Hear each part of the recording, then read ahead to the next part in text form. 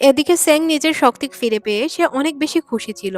সে নিজের পায়ে হাঁটতে পারছিল। তার অ্যাসিস্ট্যান্ট তাকে বলে, বস, আমরা তো ভাবছিলাম যে আপনি সারা জীবন হয়তো হুইল চেয়ারে এইভাবেই জীবনযাপন করবেন, কিন্তু আমাদের জন্য অনেক বড় সুখবর হচ্ছে আপনি হাঁটতে পারছেন। তখন সে বলে, আমরা এক কাজ করতে পারি, আমরা ওই যে গ্র্যান্ডফাদারকে সাহায্য করতে পারি। সিন পরিবর্তন হয়, গ্র্যান্ডফাদারকে নিয়ে যাওয়া হয় ডক্টর সুয়ের কাছে। তখনই এখানে হু চলে আসে। তখন হুকে দেখে ব্যাং বলে যে, তুমি এখানে কি করছো? তুমি কেন আমাদের পিছে পড়ে আছো? তুমি কি জানো না তোমাকে আমরা পছন্দ করছি না? তখনই একটি লোক আসে আর বলে, আপনারা কার সাথে দেখা করতে চান? তখন তারা বলে, ডক্টর সুয়ের সাথে। ডক্টর জুর সাথে তারা দেখা করতে চায়। এটা জানার পর ডক্টর হু বলে যে তাকে গিয়ে বলেন যে তার মাস্টার এসেছে। এটা শুনে এখানে সবাই হাসতে শুরু করে আর বলে, আপনি ওনার মাস্টার?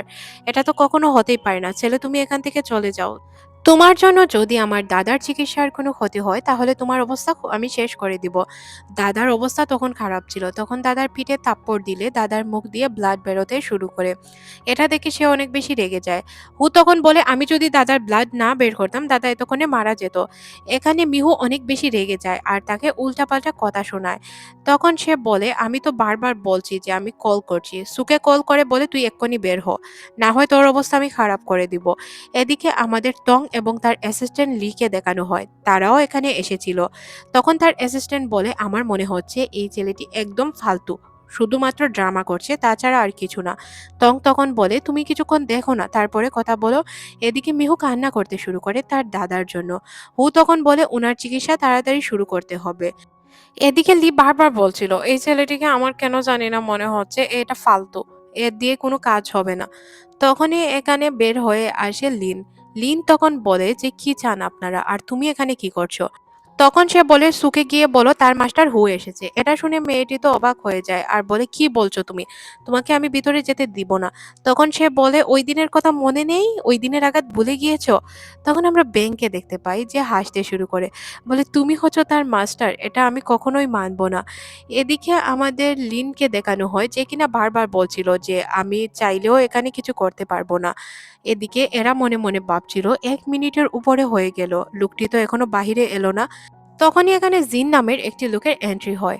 সেও দাদার চিকিৎসার জন্যই এসেছিল। সে বলে দাদার চিকিৎসা তাড়াতাড়ি শুরু করার জন্য। তখন এখানে থাকা লোকগুলো বলে যে ওই লোকটি বলছে সে নাকি দাদার চিকিৎসা শুরু করবে। তখন তাদের দাদার অবস্থা আরো বেশি খারাপ হয়ে যায়। সরি গাইজ, আসলে এখানে আমার কিছু প্রবলেম হচ্ছিল। আচ্ছা, আমরা আবারও ড্রামায় ফিরে আসি। মিহুকে দেখানো হয় মিহু তার দাদাকে নিয়ে ভিতরে যাওয়ার চেষ্টা করছিল। তারা ভিতরে অলরেডি চলেই যায়। এদিকে হু মনে মনে ভাবে যে কি করবে। এদিকে ব্যাং তাকে খুব বাজেভাবে বকাঝকা করে আর এখান থেকে চলে যেতে বলে। টং যেহেতু তার পাওয়ার দেখেছিল তাই সে সব সত্যটা জানতো। তাই সে এখানে তাকে এসে বলে, চলো আমার সাথে ভিতরে। সে যখন তাকে ভিতরে নিয়ে যায় দাদার অবস্থা খুবই খারাপ ছিল। লিন তো ট্রিটমেন্টের কিছুই বোঝে না। সে ভালো করে কিছুই করতে পারছিল না। সে নিডল কিভাবে গাড়বে এটা নিয়েই সে ঘাবড়ে যায়। সে নিডল তো ঠিকঠাকভাবে ধরতেই পারছিল না। তখনই এখানে হু চলে আসে। হুকে মিহু এখান থেকে সরানোর চেষ্টা করে। তখনই এখানে চলে আসে সু। সু এসে তার উপর নিডল গেড়ে দেয়। নিডল তো সে ঠিকঠাকভাবে গাড়তেই পারে না। উল্টো দাদা বেহুশ হয়ে পড়ে। দাদাকে কথা বলতে না দেখে সবাই তো কান্না করতে শুরু করে। ব্যাং তো এতটাই কান্নায় ভেঙে পড়ে যে তাকে দেখে বোঝাই যাচ্ছিল যে তাদের অবস্থা খুবই খারাপ। তাদের দাদার এই অবস্থা দেখে তারা মানতেই পারছিল না কি করবে। এদিকে সুও চিন্তিত হয়ে পড়েছিল। তখনই হু চলে আসে আর নিডেল দিয়ে দাদাকে বাঁচানোর চেষ্টা করে। সে তার পুরো শক্তি লাগিয়ে দেয়, যার কারণে তার শক্তি অনেক বেশি কমে যাচ্ছিল। এখানে সবাই হুকে দোষারোপ করছিল। হু নাকি উল্টাপাল্টা চিকিৎসা করে লোকটিকে খুন করে ফেলেছে, লোকটি মারা গিয়েছে। এইসব ভেবে সবাই তো একদম অবস্থা খারাপ করে ফেলে। অনেকগুলো নিডেল গাড়ার কারণে তার পাওয়ার কিছুটা কমে এসেছিল, যার কারণে সে এখান থেকে চলে যেতে চাচ্ছিল। তখন এখানে ব্যাং চিৎকার করে বলে, তুমি এখান থেকে যেতে পারো না। তখন সে বলে, বাবা আমাকে ছাড়ুন, আমি একে শেষ করে ফেলবো। যখন সে বুঝতে পারে যে তার বাবা জীবিত আছে এটা বলে সে চিৎকার দিয়ে ওঠে, বলে, বাবা আপনি জীবিত আছেন? এখানে সবাই অনেক বেশি খুশি হয়ে যায় আর খুশিতে আত্মহারা হয়ে যায়। তং ভালোভাবেই বুঝতে পারে যে কাজটি কার ছিল। এখানে সবাই মিলে তো ডক্টর সুকে দোষারোপ করছিল যে সুয়ের কারণে হয়তো বাঁচা গিয়েছে। আর সু তো নিজের ক্রেডিট নিজে নিতে কি ভুলে যাবে? এটা তো কখনোই সম্ভব না। লোক তো ক্রেডিট নেওয়ার জন্য একদম পারফেক্ট থাকে, যে কিভাবে তারা ক্রেডিট নিতে পারবে। এই জন্য লোকটি বলে যে হ্যাঁ, আসলে আমার অনেক শক্তি ক্ষয় হয়েছে, তাই এখন আমাকে প্র্যাকটিস করতে হবে। আমি এখানে চলে যাচ্ছি। জিন শুয়ের সাথে কথা বলতে চাইলে তার অ্যাসিস্ট্যান্ট তাকে আটকায়, বলে পরবর্তীতে কথা বলে নিবেন, এখন এখান থেকে সবাই চলে যান। একে একে সবাই চলে যাচ্ছিল। এদিকে তং তো শুধু হুকেই খুঁজছিল। সে জানতো এই চিকিৎসাটা হুই করেছে, তাছাড়া আর কেউ করতে পারতো না। জিন তার গার্লফ্রেন্ডকে বলে চিন্তার কোনো কারণ নেই, আমি শুয়ের সাথে কথা বলে নিব, সে আমাদের দাদার চিকিৎসা করে নিবে। এদিকে আমরা টংকে দেখতে পাই, যে কিনা বারবার শুধু হুকেই খুঁজছিল। একটি রুমে যাওয়ার পর সে হুকে একদম নেকেড অবস্থায় দেখতে পায়। এটা দেখে সে তো অনেক বেশি ভয় পেয়ে যায় আর দরজা বন্ধ করে দেয়। তারপর সে তার কাপড় পরে দরজা খুলে দেয়। সে যখন আসে আর বলে তুমি কি ওই মিরাক্কেল ডক্টর, তখন সে বলে যে না, এইসব আমি কথা বলতে চাই না, এখন আমি রেস্ট করব। এ কথা বলে সে শুয়ে পড়ে। টংও তার কাছেই শুয়ে পড়ে। এটা দেখে তার অবস্থা খুবই খারাপ হয়ে যায়। সে তার দিকে তাকায় আর বলে তুমি এখানে কি করছো? এখানে শোয়াটা কি অনেক বাড়াবাড়ি হয়ে গেল না? তখন সে বলে আমি তোমাকে যা বলতে চাই তা শোনো, তুমি আমাকে সাহায্য করবে আমার দাদার চিকিৎসাতে।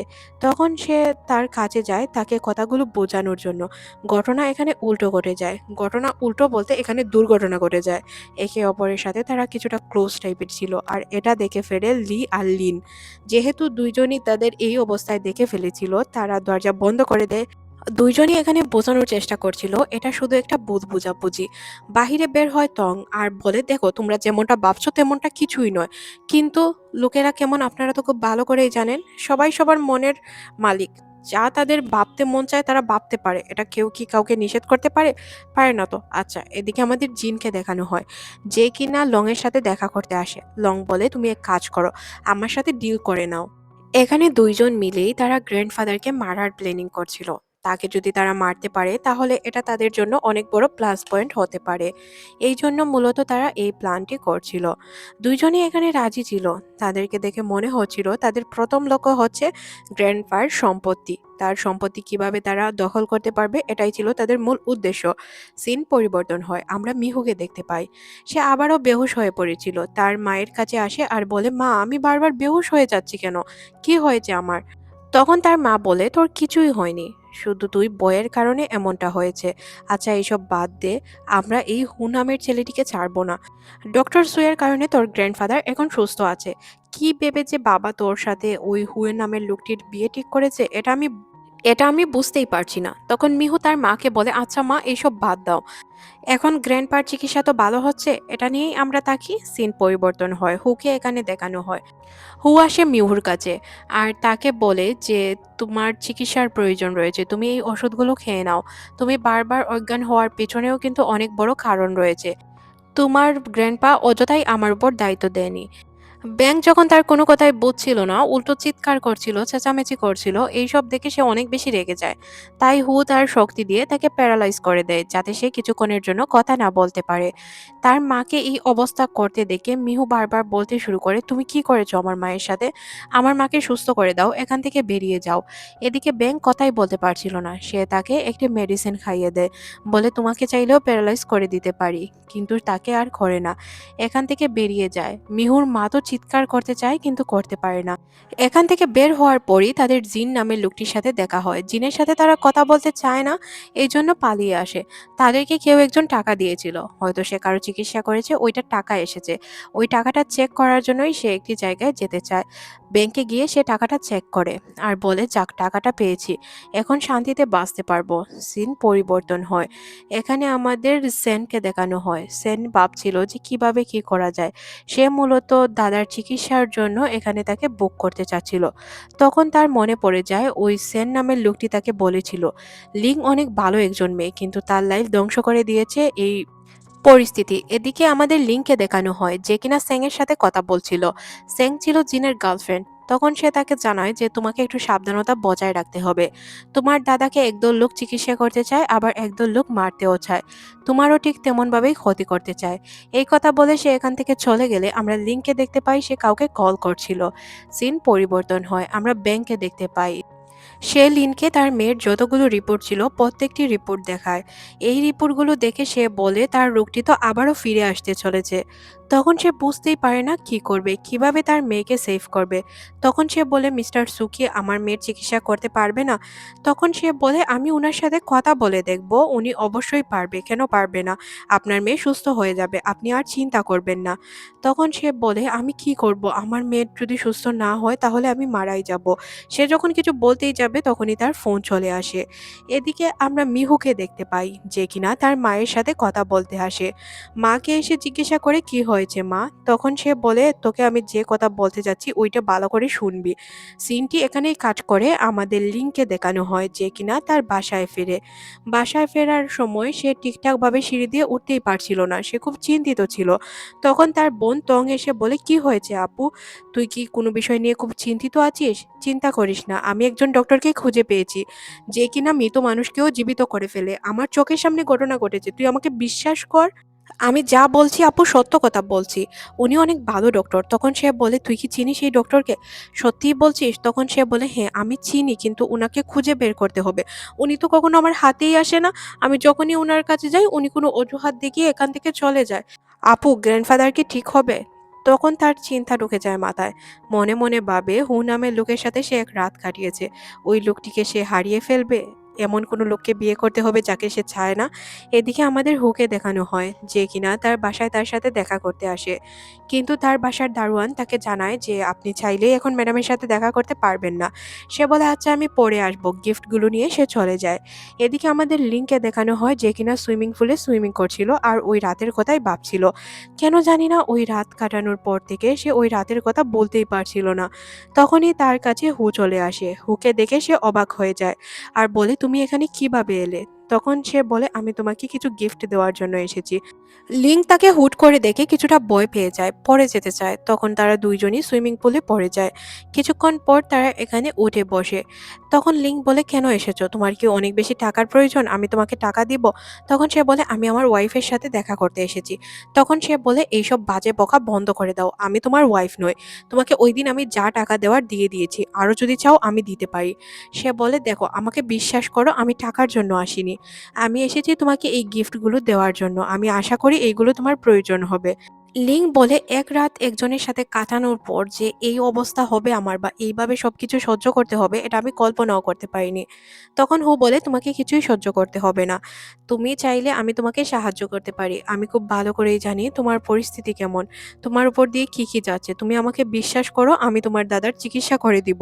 নিজ দায়িত্বে চিকিৎসাটা করব। এখানে সে কিছুটা দুর্বল হয়ে পড়ে, সাথে ইমোশনাল।